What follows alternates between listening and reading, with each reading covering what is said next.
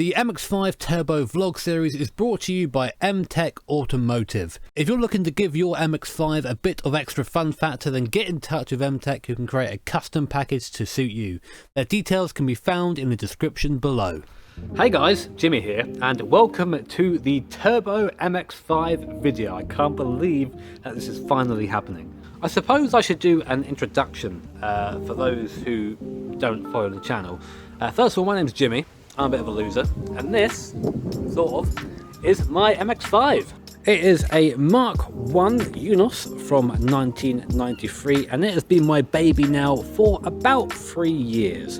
And we are going down to M-Tech Automotive in Wiltshire, where my baby will receive the turbo treatment. Now, turboing my car has been my objective for about 1.5 years now. It's been a very damn long time where I had this thought in my mind, because the MX-5 whilst is a great, very fun little sporty car, it's not very powerful. This is a 1.6 import, so at the factory it came up with about 100, I think it was 118 horsepower for the 1.6 at the flywheel, and round about 100 or so at the wheels. No idea what it makes now, but I wager that it's not 100. The turbo we're going to be using, in case you're wondering, is a TD04 turbo from a Legacy or an Impreza or some Subaru. It's a Subaru turbo, I think. And the power goal we're going for is 200 wheel horsepower, so double the factory standard. Now, of course, when doubling the horsepower in your car, there are certain things you have to do.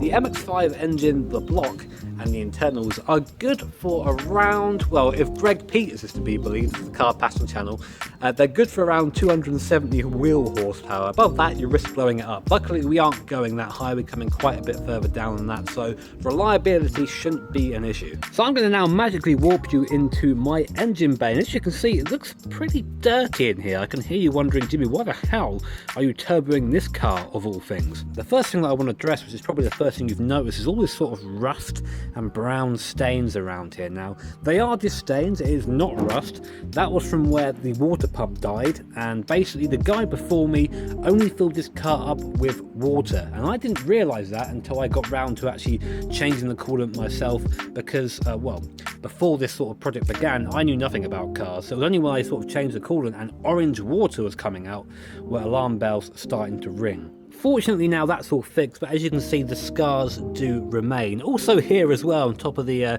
thermostat housing, you might notice a bit of duct tape. This duct tape is to keep this sensor in place, which basically turns on the fans if the engine gets a bit too warm. It came loose, unfortunately, when we did when we took apart this to get to the water pump, but that's the best option for now. The eagle eye amongst you might notice that one, that is not the standard airbox, and one, that is not a standard exhaust. You are correct. This is a full stainless steel exhaust from manifold right to the back, so that's all done there. And this is some cheap ass pipe across cone filter here, which gives me approximately 400 more horsepower.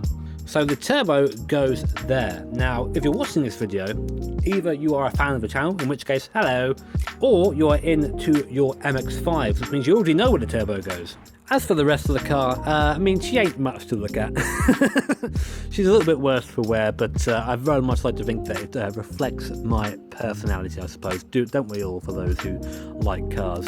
Currently sitting on gas coilovers on stock springs, which is why it looks like it's quite high at the moment.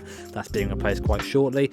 Brakes are stock at the moment. Again, they're going to be replaced quite shortly as well after the turbo. Probably not the right order to do it in, but hey ho, kill me. Well, turbo's going to, hopefully. I've also got some aftermarket wide arches to fit the new wheels I bought for this car. I did buy some new wheels which were on the car currently, but they poked out a bit too much, and in the UK that is a no-no. Now, my friend Joe will also be following me down in his Mazda MX-5 Unos, actually from the same year as well, but with one key difference: cool tan interior, cool wooden steering wheel, but look at that, automatic. Sad boys. Right, so it's currently, I don't know, about 6:30 or something like that. And bear in mind, I don't usually get up to about 11 o'clock most days. This is pretty damn early. Joe and I are about to head out to Wiltshire. It's going to be about a 3-hour drive or so. I'm hoping that we're going to miss some of the traffic. It is Monday, so work week starts today. Trying not to hit any traffic, but if we do, then, oh well, it happens. Hey, Brodian, you ready? I am ready. Are you ready, Mr. Krabs? I'm not just ready. I'm ready, Freddy. You're so fucking lame. Hello. So yeah, we're ready to go. Sat nav set in the car now, etc. It's very weird, sort of, as I said before. This is going to be the last time I'm going to drive this car, as it is a NA without a turbo. So that's sort of a weird thought. I'm not quite sure what to make of it. I guess just try and enjoy the journey. Unfortunately, this sort of journey isn't the journey that the MX-5 likes. It likes little lanes. It doesn't like motorways. So it's going to be a lot of noise. Probably really deaf by the time I get there. Ready? Yeah. Right, so I thought I'd actually make use of this awful camera mount thing that I bought for my phone. And what we're going to do is we're going on to a sort of a dual carriageway bit now, or a national limit piece of road. And I wanted to sort of show you guys the performance of this car now as it is, compared to how it will be with the turbo. I thought it'd be a sort of cool before and after. So we'll just get out of here. Bumpy! And yeah, we'll open it up a bit. Now of course I'm aware the camera really isn't in the right place, but hopefully it'll give you guys an idea anyway. It's going to let these cars in front get away a little bit.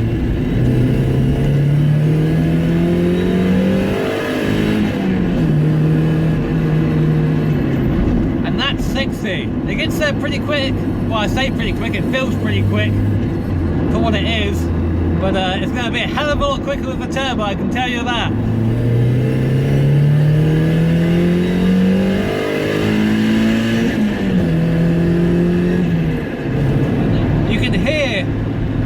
Noise in here is absolutely ridiculous. There's no carpet, there's no insulation, so you pretty much hear everything. Also, this window's a bit wonky as well. Hardtop's on properly, but of course they never fit 100% correctly. So whenever I speak to you in the car, it's going to sound a bit like this. Now those on my stream will know that I was trying to raise some money for camera equipment to be able to film this vlog. Of course, you've probably realised by now this vlog is being filmed on my phone, but in the future I hope to have maybe a DSLR camera and perhaps like a knockoff GoPro type thing, so something that will give us a different angle to go between whilst I'm yapping away. Currently, in terms of mods, the car currently has a full stainless exhaust, as I mentioned before, a epoxy induction kit that I sort of regret putting on, to be honest, and also some gas coilovers, which are good, but I'm currently still on stock springs, so not quite getting the most out of those just yet. Now I can hear you asking or thinking in the comments, Jimmy, these are things you should be doing before you get your turbo done, and I actually agree. I mean, I should maybe have some bigger brakes on the car by now. That is happening very soon though, so don't worry about that too much. And my new wheels and springs will also be fitted fairly soon, so once that's all done, the car will be okay in terms of handling. So after that, I would like to change the bushings, replace the current bushings in the car with poly bushings, just because the ones I have now, a lot of them are from a stock car when it came out 20 odd years ago, so they do sort of need replacing. Aside from that, the only other thing that I really want to do is to fix this window, because at the moment the cable is snapped, meaning that this window doesn't go up or down. The only window I can have open is my passenger side window, which is just not really ideal, to be honest, especially on hot days. Now once all those bits are done, I really hope to take this car up to Brands Hatch or something. I sort of want to make sure that it isn't going to fall apart, you know, because taking a car to a track day puts a lot of stress on its components. So once everything is done, I'm happy with it, we'll be up to Brands Hatch, and I would love to do some videos up there of some real driving. Of course, you know that I do a lot of sim racing, but of course my heart and my soul wants to go do it for real life, so that would be a great opportunity to do so once the car is done. Just a random thought, I've never really talked about what this car is like to drive over long distance or on a motorway, and the answer is not amazing. Right now I'm sitting at 70 miles an hour on a motorway, and you can hear I'm having to shout pretty much to make you guys hear me. Also, I'm doing nearly 4,000 RPM in top gear, 5th gear. So the car, on the stock gearbox anyway, is geared very short. It makes drives like this quite difficult, and of course, taking into account as well that I do have coilovers on the car, the ride is pretty rough. You feel every bump, and the chairs aren't uncomfy, after a couple of hours of sitting here, riding over the bumps, doing 10 mile an hour or so, it does start to take its toll on your body a little bit. Right, I've just arrived here at MTech. I'm going to go in a tick and speak to Adam, and then let you guys know what happens next. So here's Adam, who's very comfortable with being on camera. Hello, Absolutely. Adam.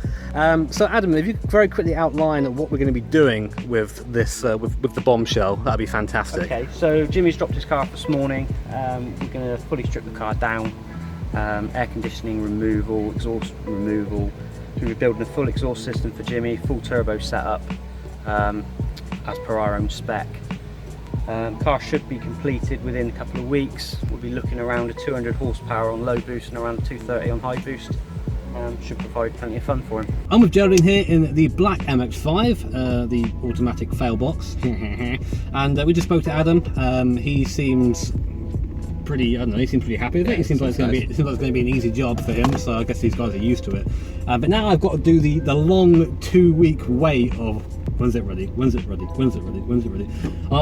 We were just saying before when Adam said the difference between low boost and high boost, I was like, oh yeah, That's pretty sweet. So he was saying what, 230 horsepower, and that's horsepower at the wheel. Sorry, at the fly, and about 200 at the wheels. But 230 horsepower. It's literally more horsepower than my ST220 has. So, which is a V6 3 litres. So I'm probably going to die quite quickly. I'm going to die in a fire. Gotta be careful.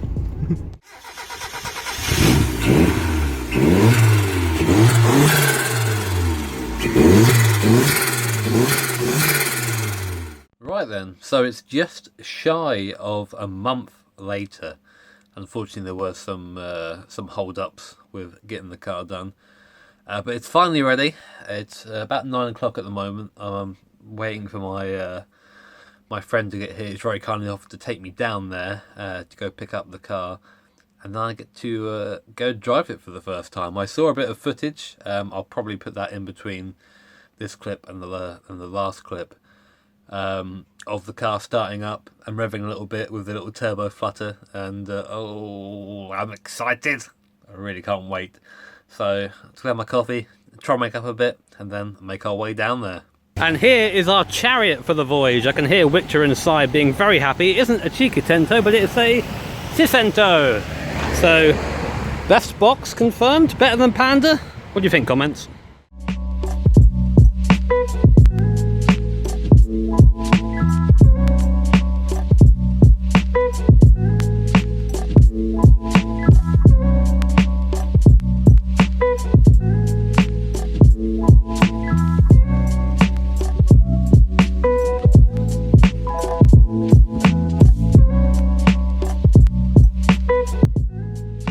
So this is a really flattering view, but I found a really fun game right now that you go,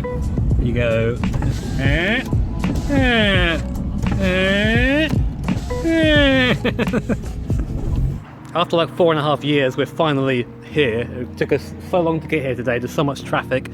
Bit of a shame, literally about to just walk around the corner now and see my girl, so pretty excited. So in the car, finally, and the cool thing I'm going to show you guys now is we switch cameras. Look at this! Gauges shift. See, this qualifies the car as being somewhat somewhat fast. Let's go have a look underneath the bonnet, shall we? So here we are then, underneath, and normal. When you say normal, you can just about see the hint of some yellow under there. The RX-8 injectors, and here it is, a turbo all nice and clean, air filter attached. And intercooler in there as well, looks fucking rad. Oh, aircon gone. Aircon had to go because it gets in the way. So that had to come out. So I guess it's a bit lighter now. I'm not quite sure how heavy a turbo is, but still cool. And this bit's a bit more difficult to see because we're underneath, but you can see a nice shimmering full stainless exhaust all the way to the back, and then the fun bit here. Yeah. Right, okay, so we'll try again. Hopefully no phone calls this time. So the process wasn't 100% sort of liquid. There was an issue coming up. Yeah, we did have a little hiccup, which threw us a little bit. Generally the install was fine, no problems, everything came undone, no issues. Turbo went on again, no problems. Mapping, again we had a little issue getting this one started, which is unusual. Turned out to be a seized coil driver, which is just down there. After a lot of swapping and changing of components and many swearing at Matt quite a lot, blaming his ECU wrongly. Swapping out another ECU is still the same problem. We worked out that that coil driver was jammed. Swapped it out with another one, and all's good. Car made 190 on low boost and around 230 on high boost. So there you go, lots of fun. Yes, yes, it will be a lot of fun. Right, okay, so we're just literally, this is my first time starting the car now, so let's do it, I guess. Oh, it already sounds awesome. So much beefier than it used to be. I've got to adjust the seat a little bit because I'm really bloody short compared to these guys, it seems. Right, okay. So you can see we've got air fuel here, boost gauge. How much on each boost setting? What sort of a PSI is it running? So you'll be, as you are now on low boost, you'll be at half a bar, which is turbo. It's the actuator's standard pressure. Once you switch the high boost on, the solenoid will kick in. You'll be running around 0.8. 0.8. Okay, so that's 0.8 and around 230 horsepower. So that's about like 11, is it? Or yes. Around 11 PSI of boost there. So we're running just wastegate now, but I guess put it away now. New clutch as well, so we'll get used to that. So this is a completely new experience for me, because this car's always been a bit slow. That's sort of one of the things about MX-5s. They're lovely little cars. Jesus Christ, there you go, clutch there. They're lovely little cars, but they're just a bit slow. So we sort of rectified that now. We've got pretty much no fuel. So where am I going for You fuel? turn right here. Oh, right here. Obviously, just let it warm up before you come on boost. I'm not going to give it No. a gun yet, but I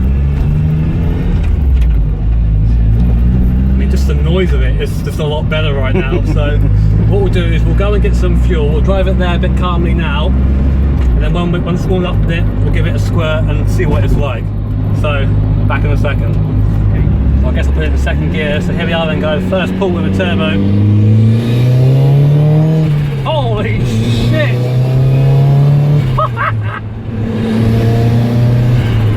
Oh Jesus Christ! Oh my, it's a completely different car. Oh my god. We'll just turn around and go back down again. This is on the low boost. This is on the low boost setting. So we aren't on the 230. We're on about just shy of 200 now, I guess. That's brake horsepower. I'm actually going to put it in third gear there, because the first time ever I found second gear being a bit scary, but let's no, third.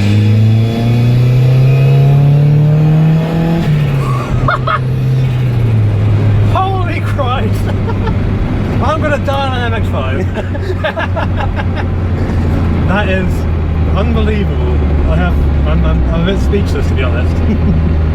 Christ, you guys are fucking wizards. Christ.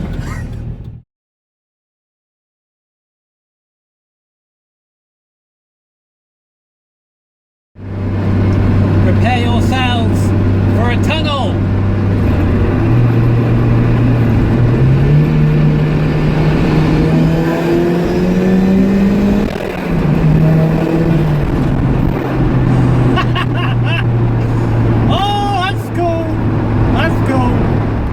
Right, we'll have to excuse the window being open because it's stuck open at the moment because MX-5.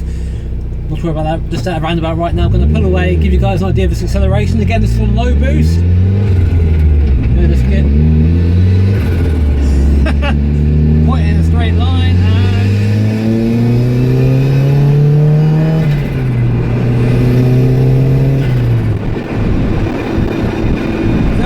that ain't going to get old. That is never going to get old.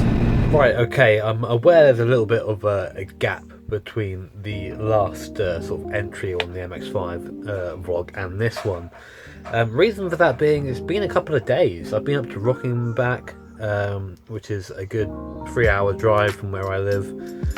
And I thought it'd be really cool to sort of sit down and talk to you guys about how it is actually living with this car with a turbo on it.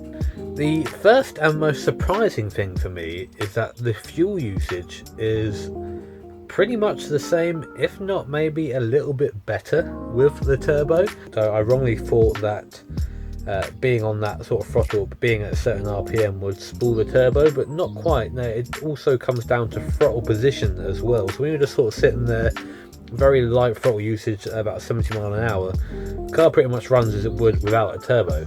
But But also the car is actually now very drivable on the motorway because it actually has some sort of torque now. Of course the RPM's the same, the sound is the same, it's still very loud at that sort of speed, probably a bit more so now with the turbo as well. But you know, 70 to above 70 miles an hour, I'll just say that much, it's very easy, just a very quick jab of the throttle and you've got an extra 10 miles an hour there if you need to overtake someone or move into a faster lane, etc. In terms of noise, of course, new exhaust gone on there as well. I actually really like the sound of the exhaust in the car now. It sounds a lot more performance-y as opposed to just putting a massive old fart can on the back of it, which is pretty much what it had before. Also, the exhaust is very well made as well, so there's no rattling at all. And when you actually get to sort of higher RPM, when you start getting onto boost, it's not actually as noisy as you think it would be. It's actually noisier probably when you're driving around town, you know, about 2,000, 3,000 RPM off boost. But with it at full boost, getting up to the red line, it's actually it's not quiet, but it's not as loud as I thought it would be. And of course, being on boost it's just such a fantastic sensation. I've never driven a turbo car before, so driving this car with its turbo is absolutely insane. And of course, every time you come off throttle after being on a little bit of boost or you change gear, you're greeted with that awesome turbo flutter, which makes me smile every time I hear it. I mean, I can't really describe the power upgrade. It's a lot faster than the ST220, I can tell you that now. Even though it's on similar horsepower, of course it weighs about 500 kilos less, so it's an absolute rocket now, and I'm really looking forward to developing the car a bit further and just getting that little bit more performance out of it in terms of handling, tyres, etc., getting some decent springs on there. It's all very exciting now, and I'm just very thankful that I've had this opportunity. So with that, I've got to say a few thank yous. Firstly, thank you to Jolien for helping me out in the early stages of this project. He probably kept me going when I was feeling a little bit low, a little bit defeated, especially when the car got broken into. That was quite depressing, as you probably guessed from the vlog. Of course, a massive thank you to all my subscribers, followers, and whatever medium you're on. You made this happen, frankly. Without you guys, this couldn't have happened. So yeah, this is yours as much as it is mine. And lastly, a massive thank you to the guys over at MTech. They were friendly, they were professional, and they made the whole process really exciting whilst also keeping me up to speed and talking me through the technical aspects of what was going on. I find that with a lot of garages, the mechanics have this sort of tendency to talk to you like a bit of an idiot. Not at all from MTech. They were very friendly the entire way through. And something you didn't see on the vlog is Adam spent about half an hour or so talking to me about how to actually drive the car with the turbo and how to sort of treat it, etc., what I need to be doing to it to keep it reliable. And that was really super helpful, because those are things that I wouldn't have actually known unless he sat down and talked to me about it. But yeah guys, that's going to be it for this vlog. There'll be more vlogs coming up, including the fabled chicken bucket episode that I'm really looking forward to going to record. If you enjoyed this video, make sure to hit that like button. If you really enjoyed it, hit subscribe to be notified of future videos. Take care guys, have an awesome day. See you all next time.